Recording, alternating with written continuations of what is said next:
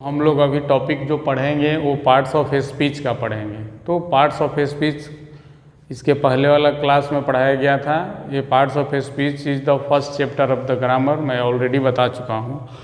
और दो पढ़ाई हुई थी, नाउन और प्रोनाउन। आज के क्लास में हम लोग पढ़ेंगे एडजेक्टिव और वर्ब पढ़ेंगे। तो एडजेक्टिव के बारे में हम लोग जान लें। एडजेक्टिव पर किताब ही है एस हॉर्नबी का।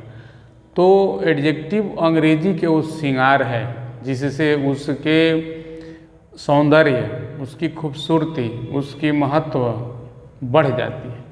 तो एडजेक्टिव की क्या परिभाषा है? What is the conceptual definition of adjective?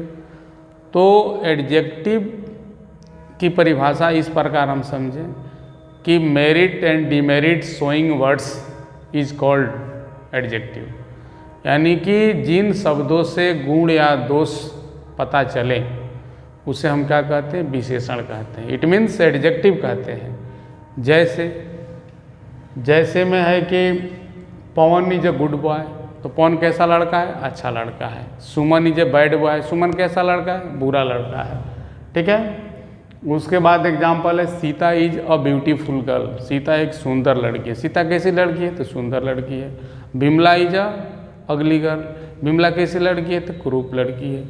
उसी तरह से ही इज़ फैट, वो मोटा है। She is thin, she is kind, वो दयालु है।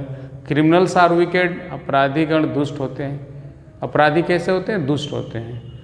तो इस प्रकार जो मेरिट और डिमेरिट दिखाने वाले शब्द हैं व्यक्ति के अंदर, उसको हम लोग एडजेक्टिव कहते हैं। कोई बहुत लंबा है, कोई नाटा है, कोई छोटा है, कोई बड़ा है, हाथी विशाल है, हमारा देश महान है।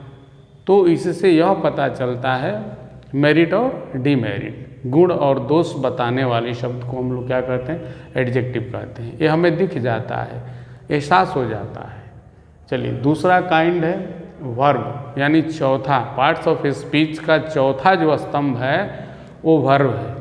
और वर्ब के बारे में अगर कहा जाए कि जिस तरह से शरीर में प्राण हमारा ऑक्सीजन जिस तरह काम करता है, वैसे इस भाषा के लिए, किसी भी भाषा, हिंदी, इंग्लिश, संस्कृत, भोजपुरी, कोई भी भाषा, उसके लिए क्रिया एक अहम भूमिका निभाती है। जैसे verb is a word that shows an action, verb is an action word, verb is a doing word. आप इसकी परिभाषा कई तरह से दे सकते हैं। नोट में कहा जाता है कि वर्ब प्लेज अ की रोल टू फ्रेम सेंटेंसेस। दूसरा नोट में है कि नो वर्ब नो सेंटेंस। आप क्रिया के बिना वाक्य की कल्पना नहीं कर सकते हैं, आप वाक्य बना ही नहीं सकते हैं। क्रिया इतनी बड़ी भूमिका निभाती है।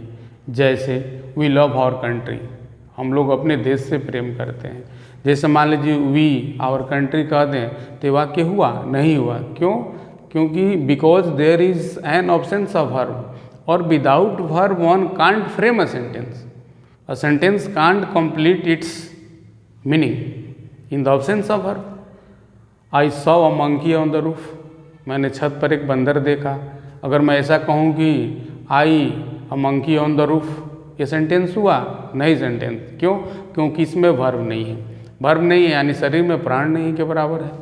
तीसरा है कि she is the topper of the BSEB 2025, यानी कि बिहार विद्यालय परीक्षा समिति 2025 के टॉपर हैं। यानी इज क्या है? यहाँ पर मेन वर्ब का काम कर रहा है। अगर हम ऐसे कह दें कि see the topper of BSEB 2025, तो ये वाक्य हुआ? नहीं हुआ। द डॉग इज फेथफुल, कुत्ता वफादार है, तो यहाँ इज वर्ब है। केवल हम कहते डॉग फेथफुल, तो सेंटेंस ही नहीं हुआ क्योंकि उसमें क्रिया नहीं है। Man is mortal, soul is immortal, the peon rang the bell, students stood first in all examinations, we are, what are you doing here. तो इन सभी वाक्यों में जो भी अंडरलाइन किया हुआ है, लव, शॉ, इज, फिर इसमें इज, फिर उसमें इज, फिर रैंग, फिर स्टूड, फिर उसमें आर, ये सभी क्रिया है। और क्रिया की महत्व उतना है जितना कि शरीर में प्राण।